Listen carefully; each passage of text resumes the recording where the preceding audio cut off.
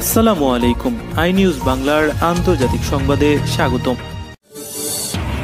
যুক্তরাষ্ট্রের নেতৃত্বাধীন সামরিক জোট ন্যাটো দেশগুলো রাশিয়ার তেল কেনা বন্ধ করলেই মস্কোর বিরুদ্ধে বড় ধরনের নিষেধাজ্ঞা আরোপ করবেন বলে জানিয়েছেন মার্কিন প্রেসিডেন্ট ডোনাল্ড ট্রাম্প।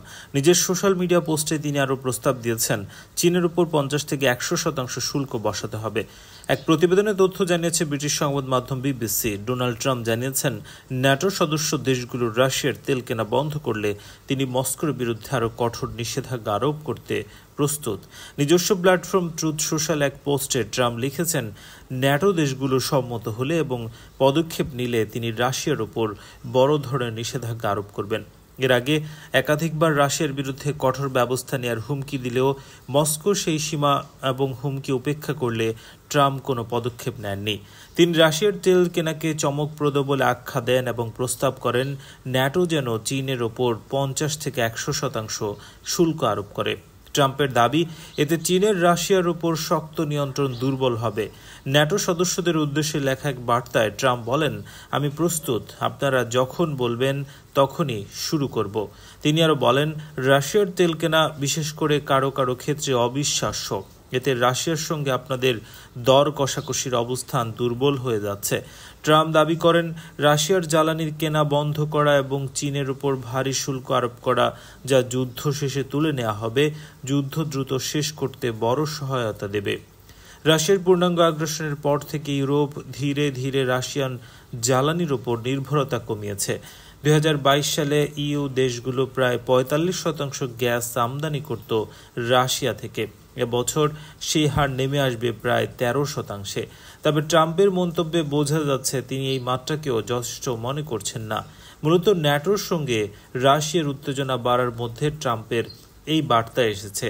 গত বুধবার 1 ডজনের বেশি রুশ ড্রোন পোল্যান্ডের আকাশসীমায় প্রবেশ করে। ওয়ার্স বলছে ঘটনাটি উদ্দেশ্যমূলক, যদিও মস্কো এতে তুচ্ছ করে বলেছে পোল্যান্ডের কোনো স্থাপনায় হামলার পরিকল্পনা তাদের ছিল না। এদিকে ডেনমার্ক, ফ্রান্স, জার্মানি ন্যাটোর নতুন মিশনে যোগ দিয়েছেন। তারা জোটের পূর্ব সীমান্তে সামরিক সরঞ্জাম সরিয়ে নিচ্ছে। গত সপ্তাহে ইউক্রেনের প্রেসিডেন্ট ভ্লাদিমির জেলেনস্কি ও ইউরোপীয় দেশগুলোর প্রতি রাশিয়ার তেল ও গ্যাস কেনা বন্ধের আহ্বান জানান। এবিসি নিউজকে দেয়া এক সাক্ষাৎকারে তিনি বলেন, আমাদের রাশিয়ার কাছ থেকে কোনো ধরনের জ্বালানি কেনা বন্ধ করতে হবে।